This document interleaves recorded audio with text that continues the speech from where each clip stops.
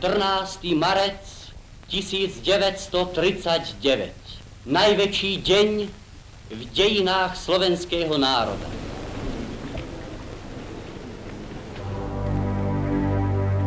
After the establishment of an independent Slovak state in 1939, its representatives decided to solve the so-called Jewish question based on the model of Nazi Germany.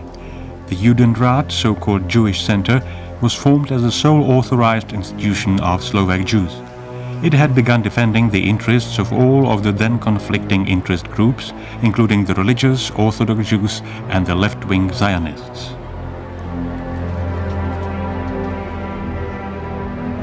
In this body, Rabbi Weissmandl officially represented the chief Slovak rabbi from Nitra.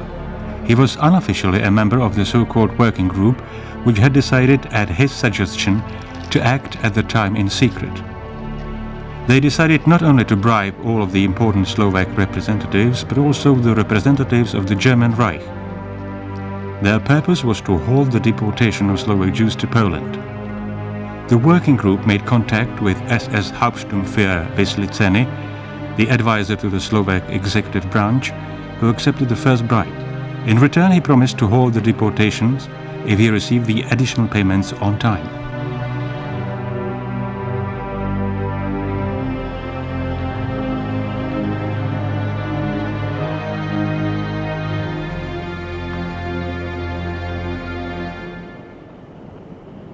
The possibilities for Slovak Jews to find the money necessary for paying the bribes were, however, quickly exhausted. They appealed to the West with a plea for a loan of the remaining $25,000. Some of the students of Rabbi Weissmandl recalled the situation.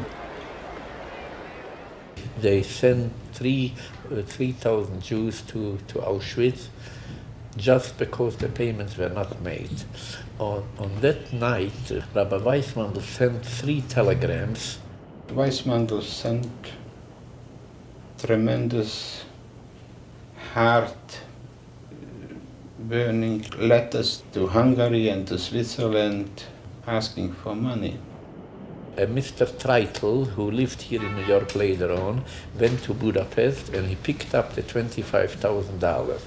The Nitra roof had to send a note that he is mortgaging all the property of Slovak Jewry for the $25,000.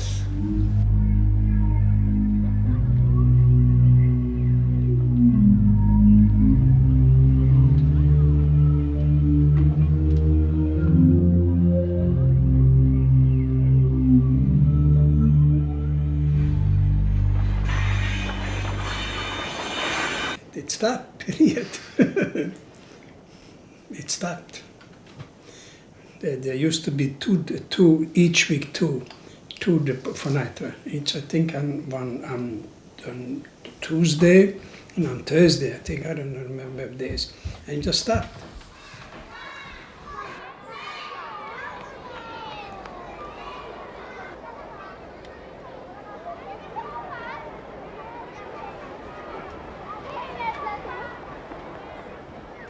Professor Livia Rotkirchen was, after the war, one of the first to try to explain the influence of the working group on the halting of the deportation of Slovak Jews. Koncem 42. roku byla politická situace taková, že přispěla k tomu, aby ty deportace se na určitou dobu zastavily. Byla totiž intervence Vatikánu. Pracovná skupina projevila také ohromnou činnost tím, že informovala určité politické a církevní kruhy a také sehrála tady roli situace na východní frontě a také na západě. I am absolutely sure if in the same time we wouldn't have already bribed the Slovak leading people in whose hand deportation was, anything could have happened behind the scene, the deportation would have gone on. So that's why our I would say, taking credit for deportation, stopping deportation in Slovakia, even now after 50 years later, I would say it is valid. Andrej Steiner, the last surviving member of the Bratislava Working Group, himself participated in the bribing of not only the Slovak representatives, but also of Dieter Vyslitseny. Historians as well as witnesses to the activities of the working group cannot, even to this day, decide why specifically the deportations were stopped. One thing is, however, clear. From the fall of 1942 until the outbreak of the Slovak national uprising in the fall of 1944, for those 2 years, not a single deportation of Jews to the death camps in Poland took place. It was in this time of relative quiet that the rescue activities of the Bratislava Working Group could have been completely successful.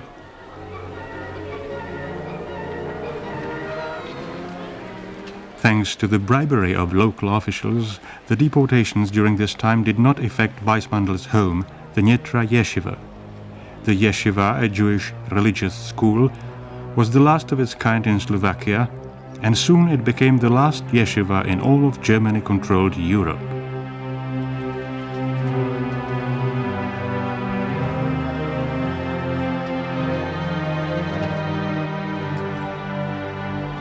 Those who studied there during the war remember the peaceful atmosphere in there. Bratislava was a big city. If a Jew went to the street, had a little bit longer, the prayers, he was beaten for no reason at all. He was beaten. So my father says, go to Nitra. Nitra is a small town and they are more safe. And since I went there to Nitra, I never came home. V Nitre boli najviac Židia, čo ešte v Nitre zostali.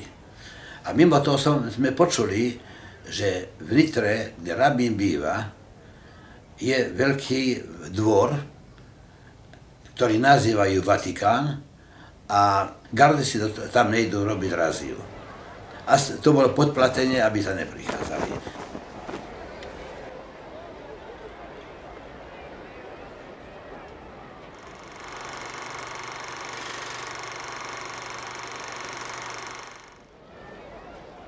My sme žili samozrejme v tom Vatikánu tedy, všetko na černo. Tam boli niekoľko stovky ľudí, neplatili za jedlo nič, a boli tam niekoľko ľudia, čo ešte pracovali, ak boli hospodársky dôležití, tak tí každý týždeň prišli k rabínovi a povedali mi, ja som tento týždeň zarobil 10 000 korún, k živobytí ja potrebujem 500, tu máš 9 500, aby ste mohli dať ľuďom jesť. A tak dávali tým ľuďom, čo tam boli utečenci, jedlo.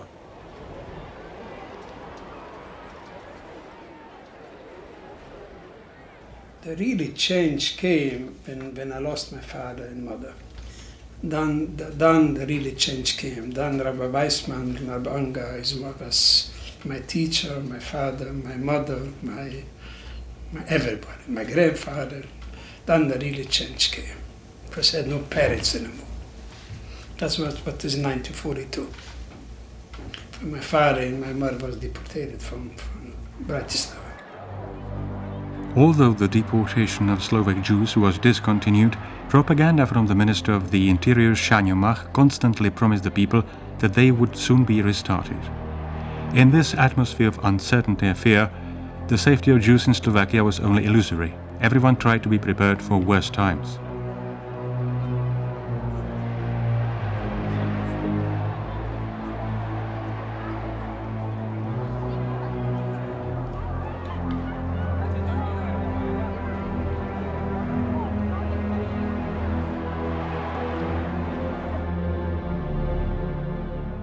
My sme celý čas hľadali bunkery, kde sa môže ľudia skovávať. V Nitre sme robili záchody falošné, ako karanténu, ktoré boli zakryté, a vnútri boli provianty a tak ďalej, takže to vyzeralo ako záchod a nevyzeralo ako, že tam môže ľudia byť. Domy boli stavané jeden vedľa druhého a sme urobili na tých strechách diery z jedného domu do druhého, takže sme mohli utiecť z jedného miesta až do tretej ulice.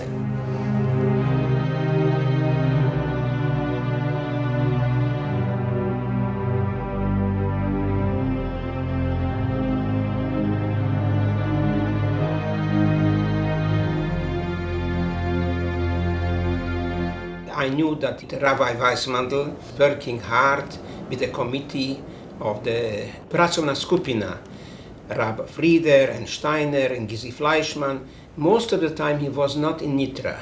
He was most of the time in Bratislava working to work out some kind of a way to avoid and to stop the deportation. He used to come home only for weekends, but very many times he didn't even come home for weekends because he was busy there, he couldn't make it. His family was there in the same house where we used to live, in the same house. You know, it was a big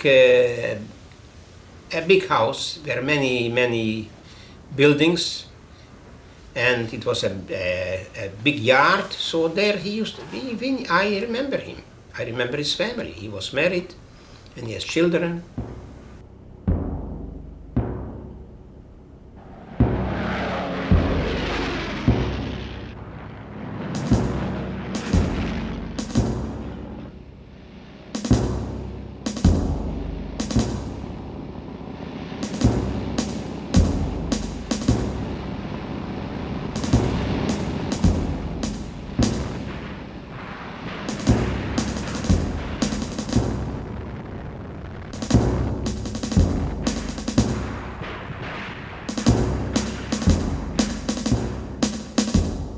In 1942 came refugees from Poland.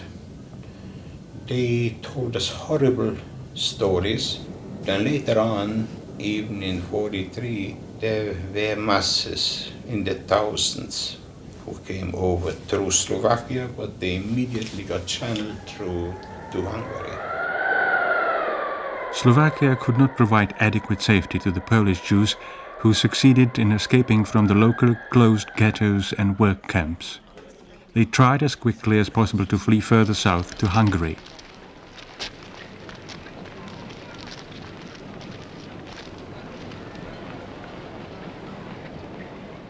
Ja sa pamätám, jedno pekného dna doniesli jednu rodinu polskú, nejaký Wolf, rodina Wolf. Na hranicách ich chytili. Na každý pád ich zavreli. Zase Weissmandl sa staral o to, aby ich vypustili. Samozrejme, všetko podplatené. Na to hovorí ten Wolf, povedzte, koľko to stálo, že ste nás oslobodili. A to on povedal, čo vás do toho? Hej, a hlavná vec, že ste tu na.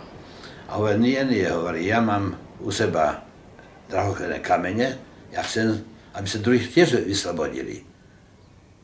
A mal taký palicu, to vyšrofoval z hora to ruchobátko, vyhodil vyťahol to, 2-3 kameňové, tu máš, aby sa mali peniaze ďalej podplatiť. Samozrejme, s ním sa podplatilo tých ľudí.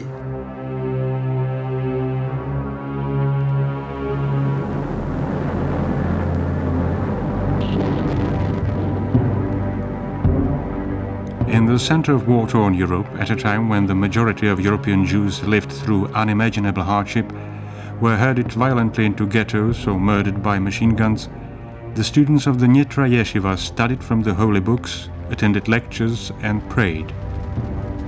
The yeshiva also provided asylum to the Jewish fugitives making their way to Hungary.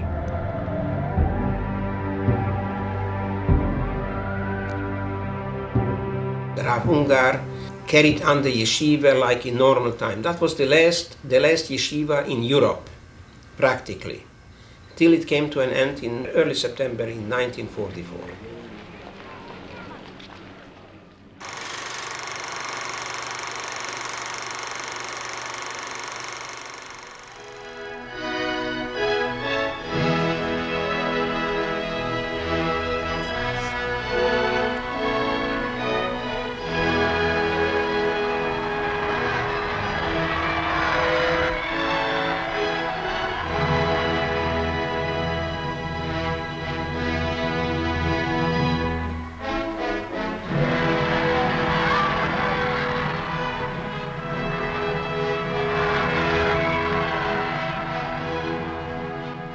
During the year 1942, there took place in the majority of territories under German influence deportation of Jews to the east, called relocation to work ghettos.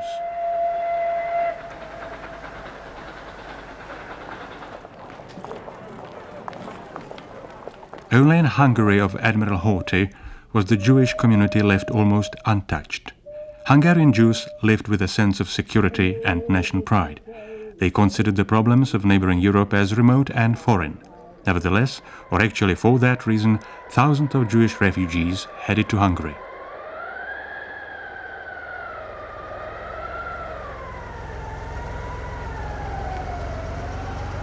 Perec Reves, an employee of the Slovak Jewish Center, was one of them.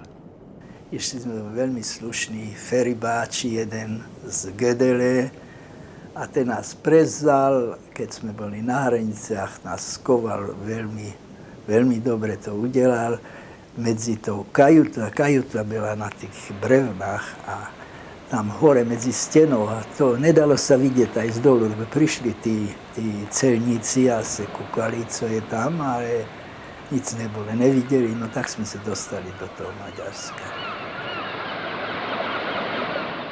Hát szóval Szlovákiában ők nem tudtak beszámolni, hogy mi volt Szlovákiában, ők csak azt tudták elmesélni, amit ők ott láttak Lengyelországban, és akkor ők látták Lengyelországban, hogy megásatták a zsidókkal a sírjukat, és akkor belelőtték őket, és akkor jött egy másik csoport, az betakarta azt, és azokat is belelőtték, és így mentek faluról falura, és városról városra.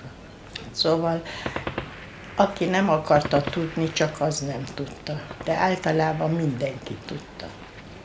De hát aki tudomásul vette, mert az nem volt elég, hogy tudta, aki tudomásul vette, az nem tudott éjjel aludni. Aki úgy vette ezt, hogy ez csak mesebeszéd, hogy rémhírterjesztés, az nyugodtan aludt éjjel. És azért nagyon sokan nem akarták elhinni, és hát mondták, hogy mi rémhírterjesztők vagyunk.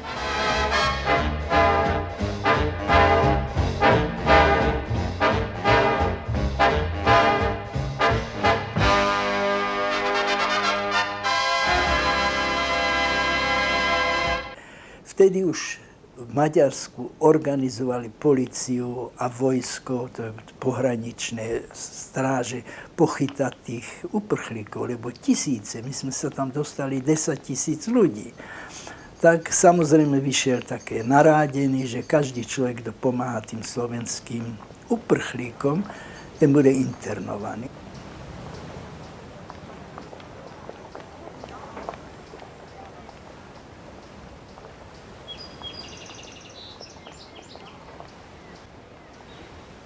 Pani Brandová hned se pýtala, jedli ste, spali ste, to si nevíte predstaviť, to byl azyl takový.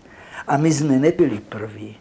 Szóval nem volt ezeknek a menekülteknek könnyű életük, mert nagyon sokan nem tudtak magyarul. És Magyarországon az volt a helyzet, hogy ha valaki kibérelt egy lakást, akkor kellett menjen a rendőrségre bejelenteni magát.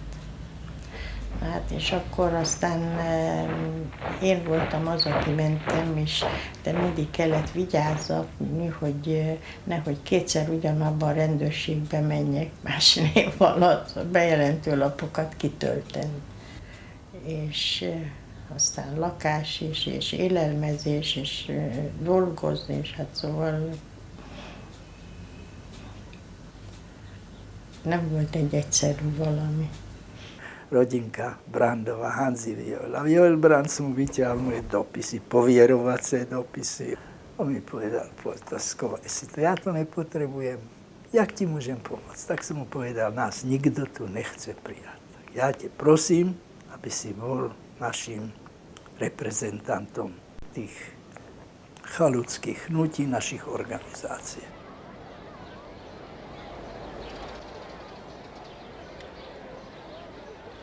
Perec Reves dolgozott a férjem mellett, és a férjem csinálta a tiult. A tiul az azt jelenti, hogy csempészték az embereket Szlovákiából Magyarországra. És hát itt is volt egy olyan dolog, hogy meghívták őt a Magyar Cionista Szövetségben, hogy ne jöjjön többet, mert veszélyezteti az egzisztenciáját a Magyar Cionista Szövetségnek, mert embercsempészéssel foglalkozik. És akkor Komoly Otto, a Cionista Szövetség elnöke volt az, aki kiállt Joél mellett, hogy ő azt csinálja, amit éppen szükséges csinálni. The activities aimed at the rescue of Jews in occupied Europe had their safe bases in neutral countries, mainly in Switzerland and Turkey. From there, the representatives of various organizations tried to establish connections to the Jewish ghettos, camps, and scattered resistance groups.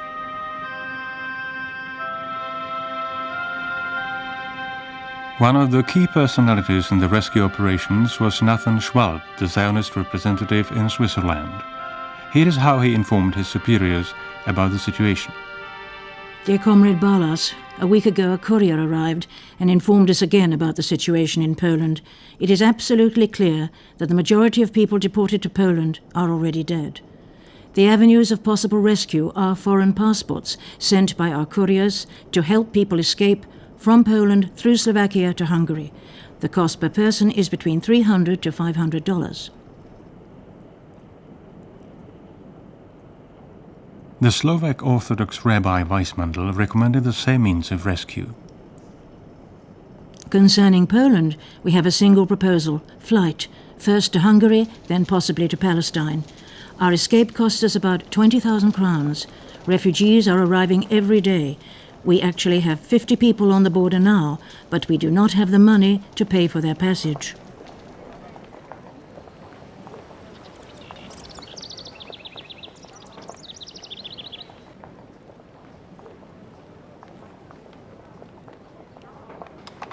I escaped from Poland, and the escape was arranged by Weissmandl. They made such a program, and people, they had smugglers. They brought us over the Tatras. We were walking the whole night over the Tatras, and we came to prison.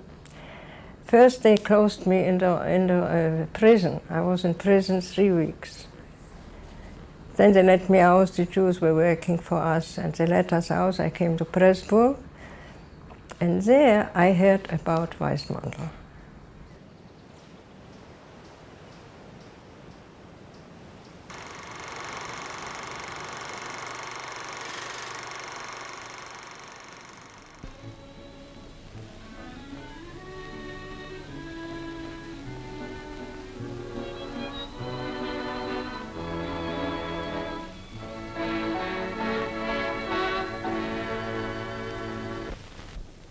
Skončili sme polhodinku tanečnej hudby. Po malej prestávke pokračujeme vo vysielaní.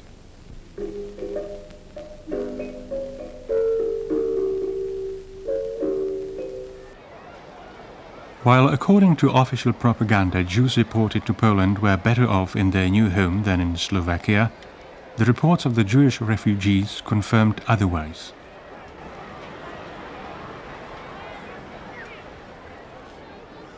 Alfred Gillis worked in the underground movement of Slovak Orthodox Jews. 3 אנשים באו פתאום מפולניה, לפרסבורג. לפולניה.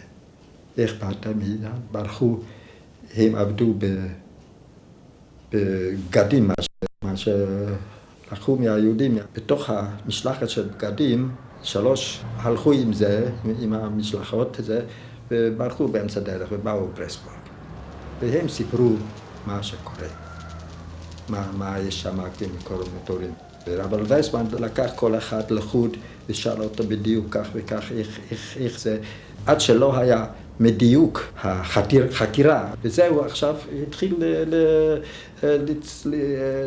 לכתוב לחוץ לארץ ולפה, לפה, לפה, לפה, לפה. הוא היה הראשון מה שגילה בכלל מה שקורה בפולניה. מה קורה עם היהודים. On September the 1st, 1943, the working group rode to the west through Nathan Schwalb. Today we know that Sobibor, Magnia Treblinka, Belzec and Auschwitz are extermination camps.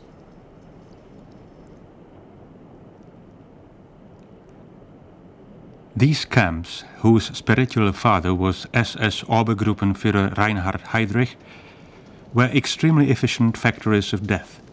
Their capacities allowed to devour tens of thousands of human lives a day. Heydrich was assassinated in Prague in May of 1942 at the command of the Czechoslovak government in exile. The principal enemy not only of the Jews, but of the majority of European nations, in the end succumbed to his wounds.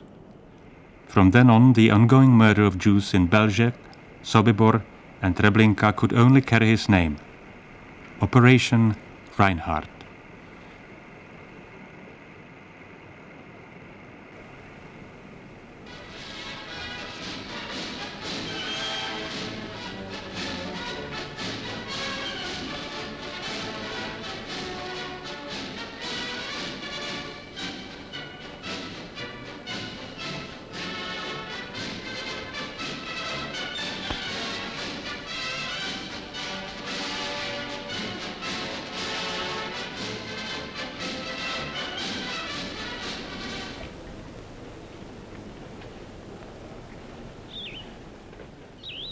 In 1944, 4 escapees from the camp at Auschwitz-Birkenau reached Slovakia.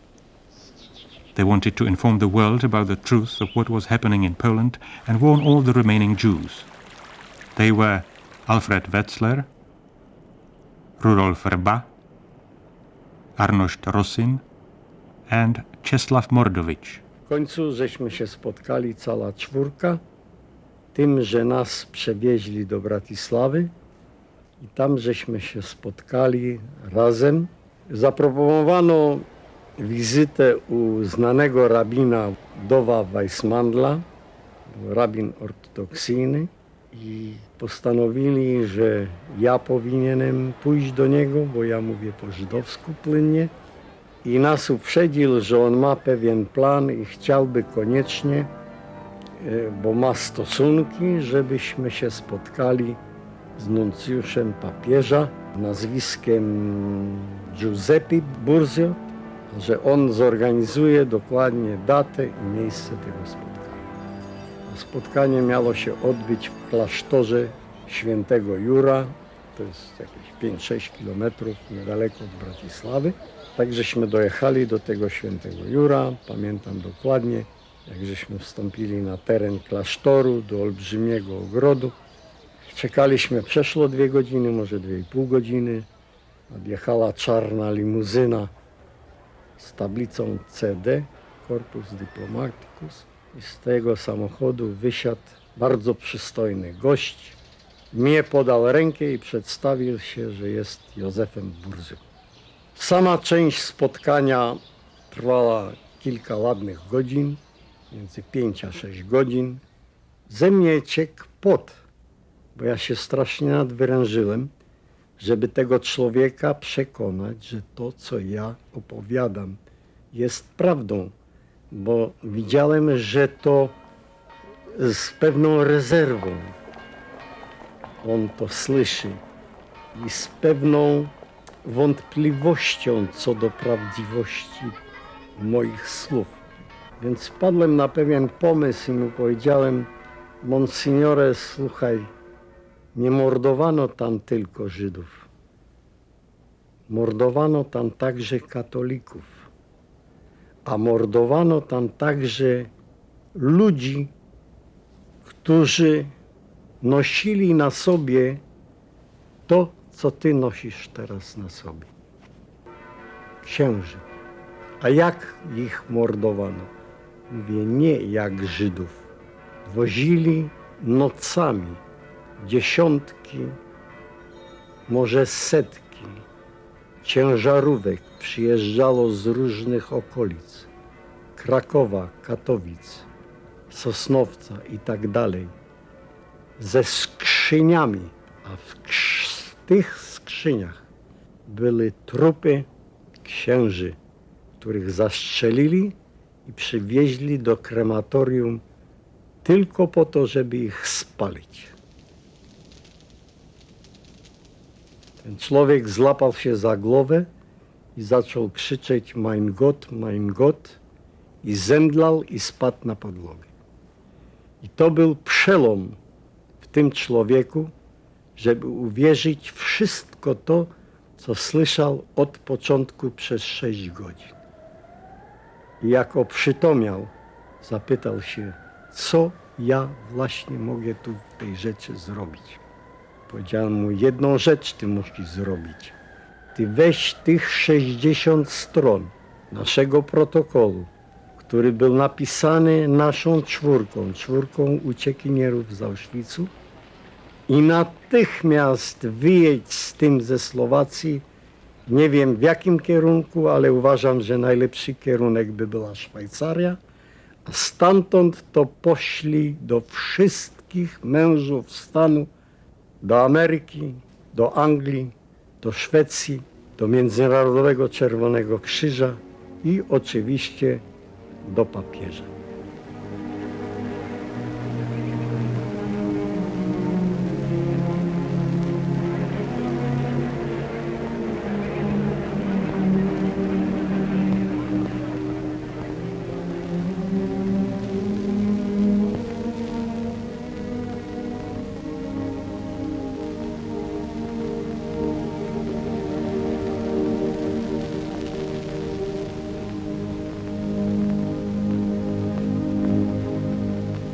I do think that Slovakia has a very special place because of its geographic situation, because of the fact that it was not ruled directly by the Germans but indirectly through a fascist clerical government, and also because at the head of the government stood a Catholic priest, which was very, very uncomfortable for the Vatican.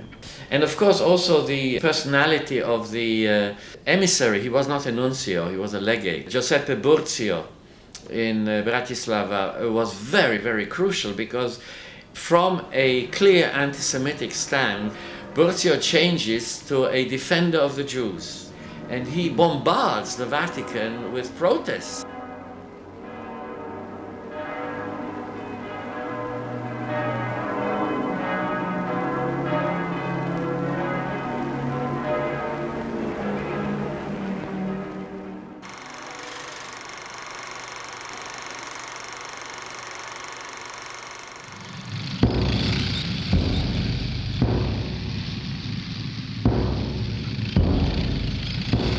Besides battles on the fronts for new territory for the Germans, the Third Reich conducted yet another war.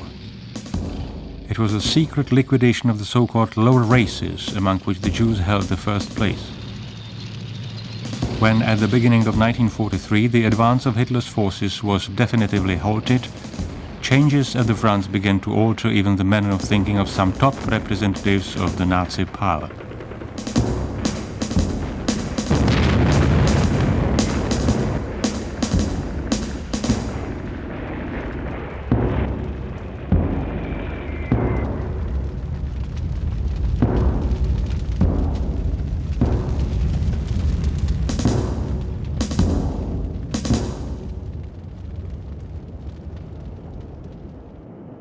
After we had the feeling that we stopped the deportation in Slovakia, Weissmantel came, what about now trying to do something in the whole Europe, where still deportation goes on and the killing goes on? How? We go to Wyszlizny again and tell him that we are going to give him not 50,000, but $2-3 million if he is going to work for stopping deportation in Europe. And we told Weissmann, how can you expect that something like that the Germans would? And he again said, give it a try, you will see. And that is how the Europa plan came into being. In the spring of 1943, Andrei Steiner again began to negotiate with SS Hauptsturmführer Wyszlizny in the name of the Bratislava Working Group. Wyszlizny called that I should come, and he reported to me, yes, he spoke with Eichmann, and Eichmann has nothing against it, that he, Wyszlizny, should negotiate with us, because he considered us as the speakers for the world Jewry, or the European Jewry. You know, the Germans had the idea that behind us is a tremendous amount of power, world Jewry power, with tremendous amount of money available. The Nazis, blinded by their own propaganda, believed that the working group was the go-between or direct representative of the powerful world Jewry. Rabbi Weissmantel tried to take advantage of their illusion and requested a moratorium on the liquidation of European Jewry.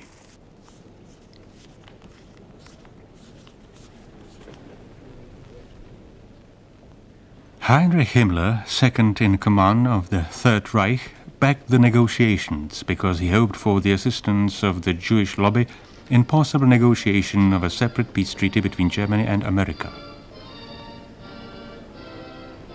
Himmler wanted, apparently, and this one can only say probably, contact with the West, and Weissmandl understands that.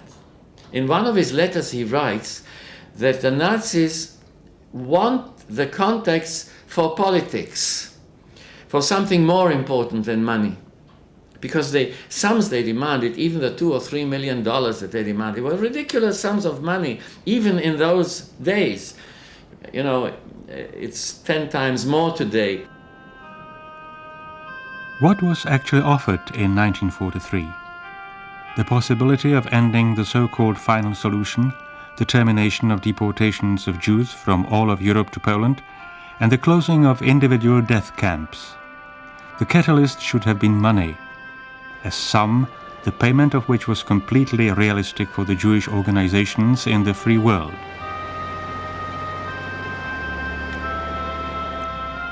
Therefore, Rabbi Weissmandl appealed to them. Wislitzeny told us that his orders were to prepare to satisfy our requests. The first payment of the entire amount, $100,000, must be delivered within a month.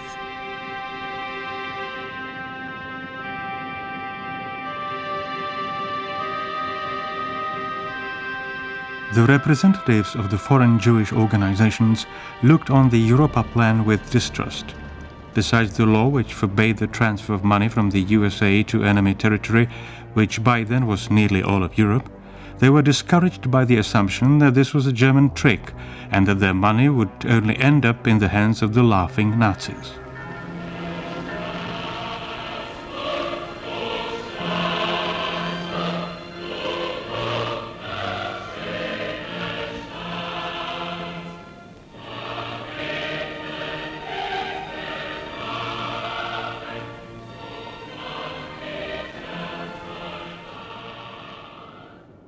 I told Wislitzeny openly that we have difficulty to get money because outside the people don't believe. What about if we would do something where you are able to show that what you really promised, that you are keeping your word? And that is how Gysi and myself proposed to him the children transport and told him that if we would be able to get together a transport of children for around 1,000 and send them to Palestine, we would give you, independently from the big Europa plan, around $200,000.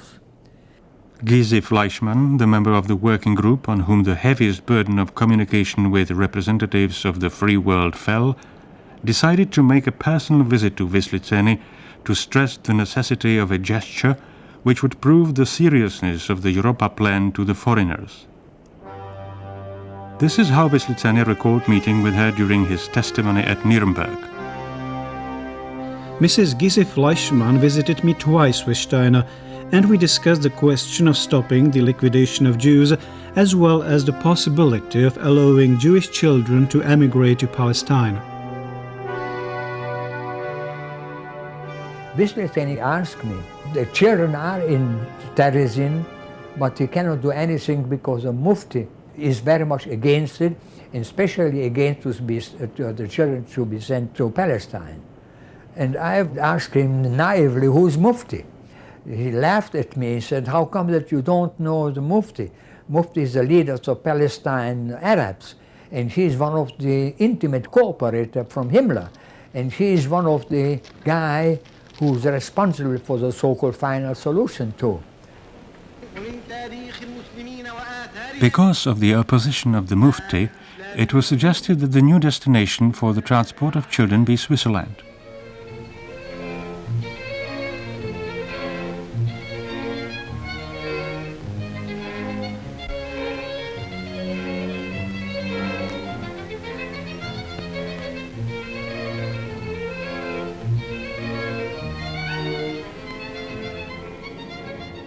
While the children waited in Theresienstadt, the tone of the working group's letters to the West gradually changed. Instead of unheeded cries for help, accusations are raised. For Weissmandl and his associates, the representatives of Jewish organizations trying to observe American laws at any cost were simply blind, fools, and cowardly traitors for whom the lives of 1,000 children were not worth the effort.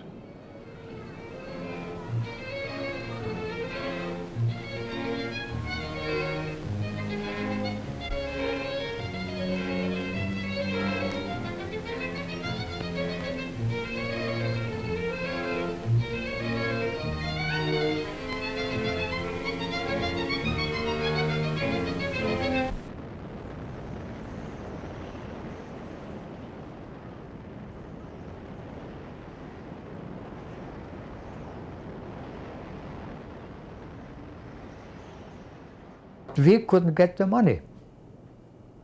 And now I go agreement with Weissmandl.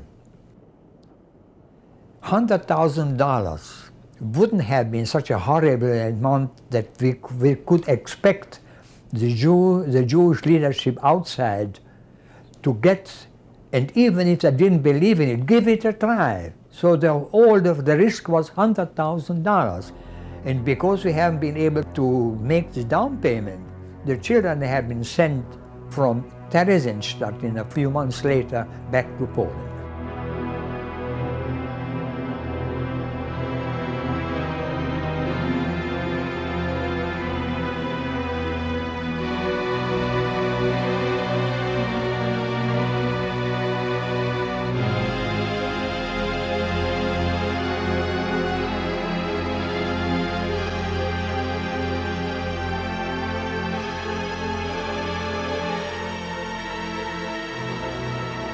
Rabbi Weissmandl said to a friend of mine, I thought $1 million that doesn't exist. When I came to America and see $1 million is nothing, then I was even more upset. Because if I would have known this, I would have pressed more for money and maybe I would succeed in my life.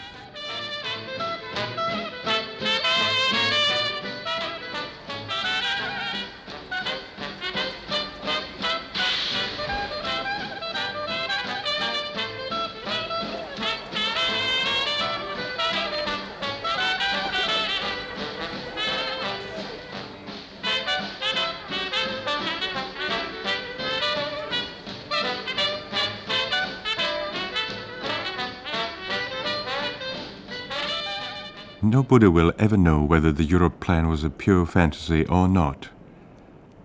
The Germans simply didn't want to wait any longer.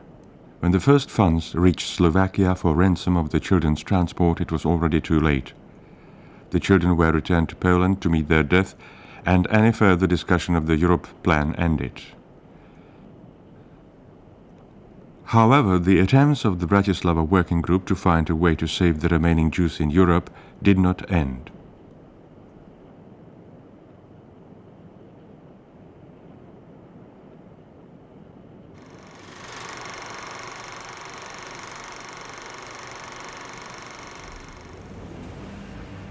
When the deportation of Jews from Hungary began in May 1944, members of the Bratislava Working Group were the first to inform the world about it. Rabbi Weissmandl himself wrote as follows. Please pass this letter on to all heads of friendly countries and also to the Pope. Listen, all you kings and heads of states.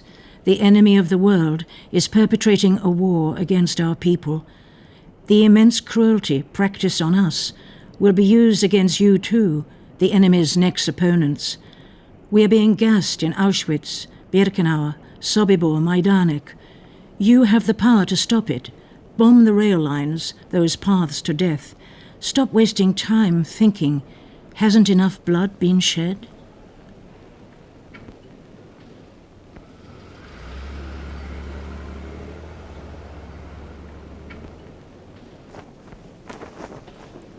Hermann Landau was the secretary of the so-called Sternbuch Rescue Committee in Montreux, Switzerland.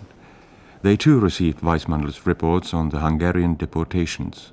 The telegrams were always in a code. I remember we got on a Friday morning, about 10 o'clock in the morning, we got a cable and couldn't understand it. What did he write? He wrote that 10,000 Jews daily are deported from Hungary to Auschwitz, and if the Allies would bomb to bridges, the deportation would stop at least for 6 months. It's so long it will take to repair it. So it was already Shabbat. Mr. Sternbuch and went on Shabbat to Bern by train to the military attachés of England, America and Russia.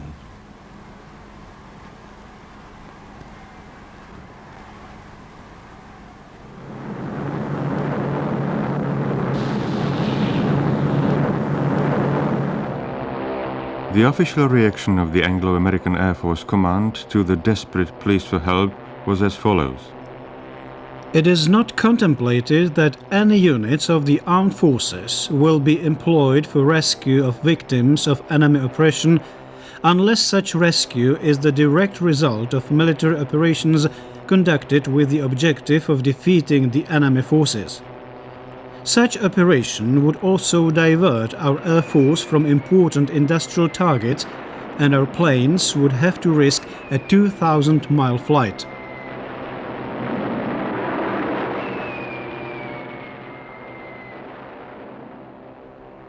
Between the 7th of June and the 20th of November 1944, the Anglo-American bombing squads attacked Blechhammer 10 times. In August, factories in Ostrava, Bohumín and Třebíně were bombed. All are within 45 miles of Auschwitz. On the 20th of August 1944, more than 1,000 bombs were dropped on the city of Auschwitz itself, only 5 miles from the gas chambers. The target was the Monowitz industrial complex. This photograph was taken on that day, directly over the gas chambers.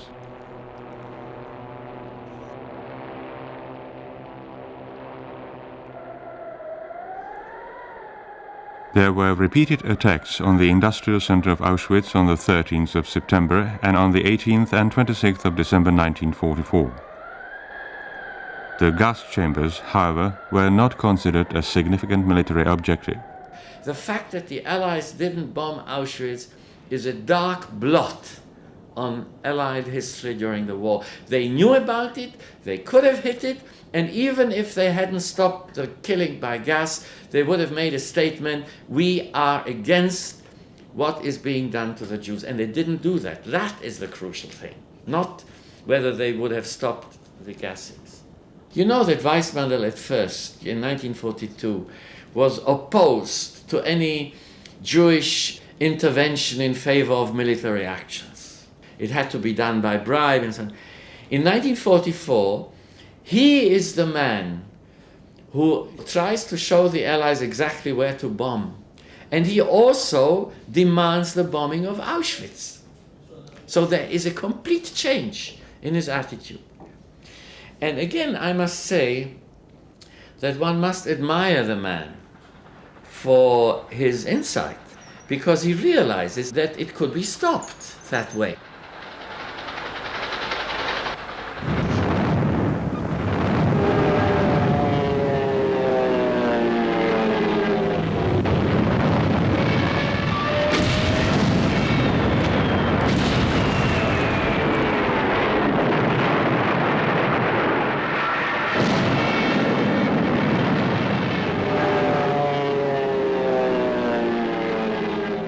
Amerika, keby bola bombardovaná tie tábory, alebo tie vlaky, ktoré nevedeli, že tie vlaky kam idú, vedeli velice dobre, ale nebola pomoc.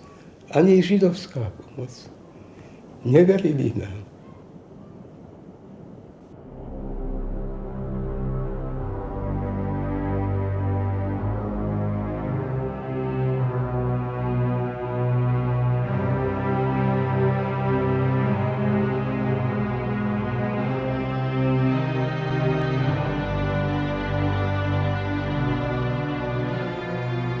Until the end of the Second World War, the Allied forces did not make a single attempt to stop the deportation trains or to destroy the death camps. The suffering of those who escaped from Auschwitz the careful documentation and reports on mass murder, the unread letters of Rabbi Weissmandl and the Bratislava Working Group, all of these were futile and unnecessary because of the blindness of the representatives of the free world. During a period of less than 3 months in the summer of 1944, approximately 500,000 Hungarian Jews perished. On average, 12,000 a day.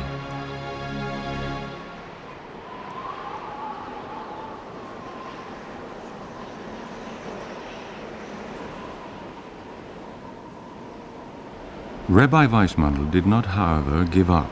Along with the demands to the Allies to take military action, he returned to the idea of appealing to the enemy and offering a bribe.